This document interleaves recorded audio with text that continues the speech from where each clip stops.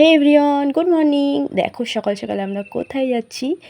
একদম রেডি সেডি হয়ে নিয়েছে। আর এই লুকটায় আমাকে কেমন লাগছে অবশ্যই কিন্তু কমেন্ট করে জানাতে ভুলো না। এখন কিন্তু রয়েছে আমরা গোপালপুর বিচে। তো আমরা কিন্তু একদম সমুদ্রের কাছেই যাচ্ছি। চলো একটু ঘুরিয়ে দেখিয়ে দিই তোমাদেরকে সমুদ্রের বিচটা। এই সাইডটা দিয়ে কিন্তু আমরা আসলাম, আর এটা কিন্তু আমাদের হোটেলের একদম অপোজিট। আর আমাদের হোটেলের একদম সামনেই কিন্তু বিচটা, তোমাদের তো আগেই দেখিয়েছি ব্যালকনি থেকে। আর এখানে কিন্তু খুব সুন্দর করে ডেকোরেশন করা রয়েছে, পুরো একটা পার্কে যেমন সাজানো গোছানো থাকে সেরকমই।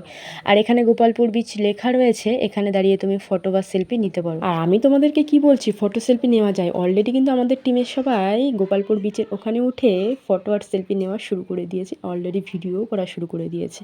আর এদিকে তোমাদের দাদা ভাই দু হাত মেলে বলছে আমার ফটো তুলে দাও, একটু ভিডিও করে দাও।